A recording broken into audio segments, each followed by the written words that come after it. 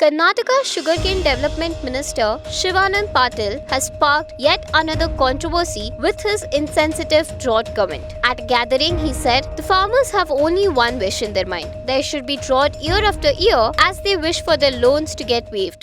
ಕೃಷ್ಣಾ ನದಿ ನೀರು ಪುಕ್ಕಟ್ಟದೆ, ಕರೆಂಟು ಪುಕ್ಕಟ್ಟದೆ, ಮತ್ತು ಬಹಳಷ್ಟು ಮುಖ್ಯಮಂತ್ರಿಗಳು ಬೀಜಾನು ಕೊಟ್ಟರು, ಗೊಬ್ಬರನು ಕೊಟ್ಟರು. ಇನ್ನ ರೈತರಿಗೆ ಏನಪ್ಪಾ ಅಂತಂದ್ರೆ ಒಂದೇ ಆಸೆ ಇರ್ತದೆ, ಮಗನ್ ಮ್ಯಾಗ ಬರಗಾಲ ಬೀಳಲಿ ಅಂತ ಹೇಳಿ. ಯಾಕಂದ್ರೆ ಅದು ಸಾಲ ಮನ್ನಾ ಆಗ್ತದೆ. ಹಂಗ ಬಯಸ್ಬಾರ್ದು. ಅದ್ರಾಗೇನು ನೀವು ಬ್ಯಾಡ ಅಂದ್ರೆ 3-4 ವರ್ಷಕ್ಕೆ ಒಂದ್ ಸರ್ತಿ ಬಂದೇ ಬರ್ತದೆ. ಆದ್ರೂ ಈ ಸರ್ತಿ ಬಂದದ್ ನೋಡಿದ್ರೆ ಇಲ್ಲಿ ಮೊನ್ನೆ ಸಿದ್ದರಾಮಯ್ಯನು ಹೇಳ್ಬಿಟ್ಟ, ಮೀಡಿಯಂ ಟರ್ಮ್ ಲೋನಿಗೆ, ಮಧ್ಯಮ ಅವಧಿ ಲೋನಿಗೆ ನಾನು ಬಡ್ಡಿ ಬಿಡ್ತೀನಿ ಅಂತ ಹೇಳ್ಬಿಟ್ಟ.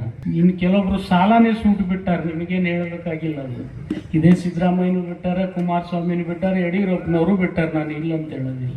Several netizens have criticized the minister's comment. The opposition BJP hit out at the minister's comment. The state BJP chief Vijendra Yediyurappa criticized the comments and said that Patil's comments were insensitive to farmers and humiliating. He stated that Patil should apologize and take back his statement. Vijendra even took a jibe at Patil's earlier controversial remark where Patil said that farmers' suicides in the state had increased since compensation was increased from 1 lakh rupees to 5 lakh rupees. ರಾಜ್ಯದಲ್ಲಿ ಕಾಂಗ್ರೆಸ್ ಪಕ್ಷದ ಸರ್ಕಾರ ಇದೆ. ಈ ಸರ್ಕಾರದಲ್ಲಿರ್ತಕ್ಕಂಥ ಜವಾಬ್ದಾರಿಯುತ ಮಂತ್ರಿಗಳು ಅವರ ಬೇಜವಾಬ್ದಾರಿ ಹೇಳಿಕೆಗಳು ಪದೇ ದಿನನಿತ್ಯ ನಾವು ನೋಡ್ತಾ ಇದ್ದೇವೆ. ಇದೇ ಶಿವಾನಂದ್ ಪಾಟೀಲ್ ರವರು ಪರಿಹಾರಕ್ಕೋಸ್ಕರ ರೈತರು ಆತ್ಮಹತ್ಯೆ ಮಾಡ್ಕೊಳ್ತಾರೆ. ಹಿಂದೆ 1 ಲಕ್ಷನ ಕೊಡ್ತಾ ಇದ್ರು, ಈಗ 5 ಲಕ್ಷನ ಪರಿಹಾರ ಕೊಡ್ತಾ ಇದ್ದೇವೆ. ಹಾಗಾಗಿ ರೈತರು ಹೆಚ್ಚು ಆತ್ಮಹತ್ಯೆ ಮಾಡ್ಕೊಳ್ತಾರೆ ಅನ್ನುವ ದುರಹಂಕಾರದ ಹೇಳಿಕೆಯನ್ನು ನೀಡಿದರು. ಮತ್ತೆ ಇವತ್ತು ಅದೇ ತಪ್ಪನ್ನು ನಿನ್ನೆ ದಿನ ಮಾಡಿದ್ದಾರೆ. ರೈತರನ್ನು ಅವಮಾನಿಸ್ತಕ್ಕಂಥ ಒಂದು ಹೇಳಿಕೆಯನ್ನು ಶಿವಾನಂದ್ ಪಾಟೀಲ್ ಅವರು ಮತ್ತೆ ಕೊಟ್ಟಿದ್ದಾರೆ. ನಾನು ಮಾನ್ಯ ಮುಖ್ಯಮಂತ್ರಿಗಳಿಗೆ ತಮ್ಮ ಮೂಲಕ ಆಗ್ರಹವನ್ನು ಮಾಡ್ತೇನೆ, ತತ್ಕ್ಷಣ ನಿಮ್ಮ ಮಂತ್ರಿಗೆ ಕರೆದು ಬುದ್ಧಿಯನ್ನು ಹೇಳಿ, ಅವರು ತಿದ್ಕೊಳ್ತಕ್ಕಂಥ ಯೋಗ್ಯತೆ ಇಲ್ಲ ಅಂತ ಹೇಳಿದ್ರೆ ತತ್ಕ್ಷಣ ರಾಜೀನಾಮೆಯನ್ನು ಕೂಡ ತೆಗೆದುಕೊಳ್ಳಿ, ಏನು ಮುಳುಗೋಗೋದಿಲ್ಲ. ಆದರೆ ಈ ನಾಡಿಗೆ, ದೇಶಕ್ಕೆ 2 ತುತ್ತು ಅನ್ನವನ್ನು ಕೊಡ್ತಕ್ಕಂಥ ರೈತನ ಬಗ್ಗೆ ನಿಮ್ಮ ಮಂತ್ರಿಗಳ ಹೇಳಿಕೆ, ಈ ಸರ್ಕಾರದ ಧೋರಣೆ, ಕಾಂಗ್ರೆಸ್ ಪಕ್ಷದ ಧೋರಣೆ ನಿಜವಾಗ್ಲೂ ಕೂಡ ಪದೇ ರೈತರಿಗೆ ಅವಮಾನ ಮಾಡ್ತಕ್ಕಂಥ ರೀತಿಯಲ್ಲಿ ನಡ್ಕೊಳ್ತಾ ಇರ್ತಕ್ಕಂಥದ್ದು ನಿಜವಾಗ್ಲೂ ಕೂಡ ದುರಾದೃಷ್ಟ. ಭಾರತೀಯ ಜನತಾ ಪಾರ್ಟಿ ಇದನ್ನು ಬಲವಾಗಿ ಖಂಡಿಸ್ತದೆ. ಎಲ್ಲೋ ಒಂದು ಕಡೆ ಸರ್ಕಾರದಲ್ಲಿರ್ತಕ್ಕಂಥ ಮಂತ್ರಿಗಳ ನಡವಳಿಕೆಗಳು, ಮೊನ್ನೆ ಬರಗಾಲದ ವಿಚಾರದಲ್ಲಿ ಯಾವ ರೀತಿ ಜಮೀರ್ ಅಹಮದ್ ಅವರು ನಡ್ಕೊಂಡಿದ್ದಾರೆ, ಐಷಾರಾಮಿ ವಿಮಾನದಲ್ಲಿ ಬಂದು ಫ್ಯಾಷನ್ ಶೋ ಮಾಡಿಕೊಂಡು ಅವರೇ ಅದನ್ನು ಟ್ವೀಟ್ ಮಾಡಿ ವಿಡಿಯೋ ರಿಲೀಸ್ ಮಾಡ್ಕೊಂಡಿರ್ತಕ್ಕಂಥದ್ದನ್ನು ನಾವು ನೋಡಿದ್ದೇವೆ. ಅಂದರೆ ಸರ್ಕಾರದಲ್ಲಿರ್ತಕ್ಕಂಥ ಮಂತ್ರಿಗಳು ಇವರ ಯೋಗ್ಯತೆಗೆ ಬರದ ಸಂದರ್ಭದಲ್ಲಿ ಅವರ ಜಿಲ್ಲೆಯ ಪ್ರವಾಸವನ್ನು ಮಾಡಿ, ಅಧಿಕಾರಿಗಳ ಜೊತೆ ಚರ್ಚೆ ಮಾಡಿ, ರೈತರಿಗೆ ಒಂದು ಸಮಗ್ರವಾಗಿರ್ತಕ್ಕಂಥ ಪರಿಹಾರವನ್ನು ಘೋಷಣೆ ಮಾಡ್ತಾ ಇರ್ತಕ್ಕಂಥ ಯೋಗ್ಯತೆ ಸರ್ಕಾರಕ್ಕಿಲ್ಲ. ಆದರೆ ರೈತರಿಗೆ ಅವಮಾನ ಮಾಡ್ತಕ್ಕಂಥದ್ದು ಮಾತ್ರ ಪದೇ ಮಾಡ್ತಾ ಇರ್ತಕ್ಕಂಥದ್ದು ನಿಜವಾಗ್ಲೂ ಕೂಡ ಖಂಡನೀಯ. ಭಾರತೀಯ ಜನತಾ ಪಾರ್ಟಿ ಇದನ್ನು ಬಲವಾಗಿ ನಾವು ಖಂಡಿಸ್ತೇವೆ.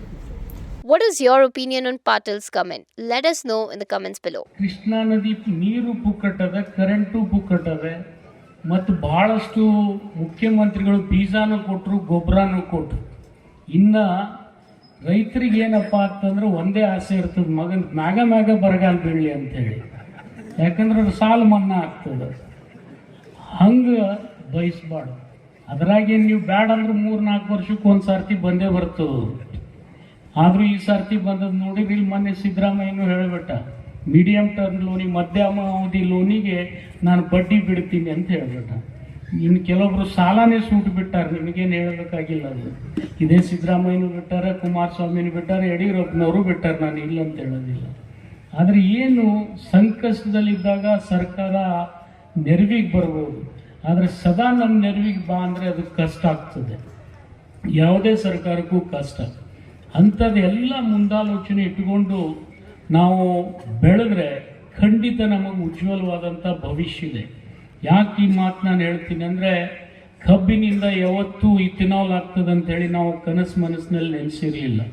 ಇವತ್ತು ಸಕ್ಕರೆಗೆ ಅಂತಾರಾಷ್ಟ್ರೀಯ ಮಾರುಕಟ್ಟೆಯಲ್ಲಿ ಈ ದೇಶಕ್ಕಿಂತಲೂ ಹೆಚ್ಚು ಬೆಲೆ ಅದ. ಇಲ್ಲಿ ನಾವು 37-38 ರೂಪಾಯಿ ಕಿಲೋ ತಗೋತೀವಿ. ಆದರೆ ಇಲ್ಲೇ ಪಕ್ಕದ ಪಾಕಿಸ್ತಾನ ಅಫ್ಘಾನಿಸ್ತಾನಕ್ಕೆ ಹೋಗಿರಿ 60 ರೂಪಾಯಿ ಅದ.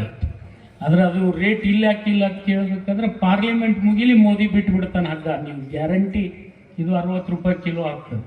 ಇದ್ರಾಗ ಎರಡು ಮಾತಿಲ್ಲ. ಇವತ್ತೇನೇ ಉಳ್ಳಾಗಡ್ಡಿ ಧಾರಣಿ ನಿಯಂತ್ರಣ ಇದ್ದಿದ್ದು, ಸಕ್ರೆ ಧಾರಣಿ ನಿಯಂತ್ರಣ ಆಗಿದ್ದು, ಕೊಬ್ಬರಿ ಧಾರಣಿ ನಿಯಂತ್ರಣ ಆಗಿದ್ದು ಎಲ್ಲ ಪಾರ್ಲಿಮೆಂಟ್ ಇಲೆಕ್ಷನ್ ಸಲುವಾಗಿ. ಹೊತ್ತೊಂಡ್ರೆ ಪಾರ್ಲಿಮೆಂಟ್ ಇರೋದ್ರಿಂದ ರೈತರಿಗೆ ಶೋಷಣೆ ಆಗ್ತಾ ಇದೆ, ಇಲ್ಲ ಅಂತ ನಾನು ಹೇಳೋದಿಲ್ಲ.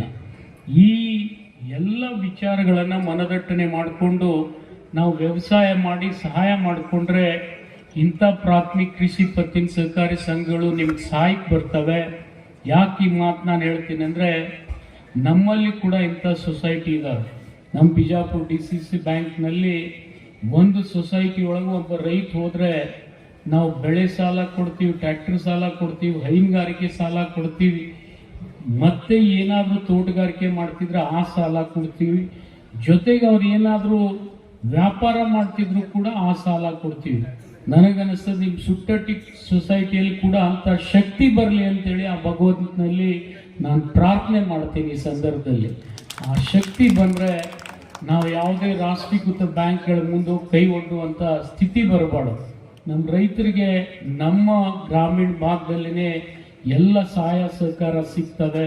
ಯಾಕೆ ಈ ಮಾತು ಹೇಳ್ತೀನಿ ಅಂದರೆ, ದಿವಂಗತ ರಾಷ್ಟ್ರಪಿತ ಮಹಾತ್ಮ ಗಾಂಧಿ ಕೂಡ ಇದೇ ಕನಸು ಕಂಡಿದ್ವಿ. ಒಂದು ಊರು ಇತ್ತಪ್ಪ ಅಂದ್ರೆ ಅಲ್ಲಿ ಒಂದು ಗ್ರಾಮ ಪಂಚಾಯಿತಿ ಇರಬೇಕು, ಅಲ್ಲಿ ಒಂದು ಒಳ್ಳೆ ಸೊಸೈಟಿ ಇರಬೇಕು. ಆ ಸೊಸೈಟಿ ಕಟ್ಟಿರ್ತಕ್ಕಂಥ ಊರು ಯಾವುದಾದ್ರೂ ಇದ್ರೆ ಅದು ಸುಟ್ಟಟ್ಟಿ ಅಂತೇಳಿ ಭಾಳ ಹೆಮ್ಮೆಯಿಂದ ನಾನು ಹೇಳಬೇಕಾಗ್ತದೆ. Subscribe to Daily Salar Digital for more such updates.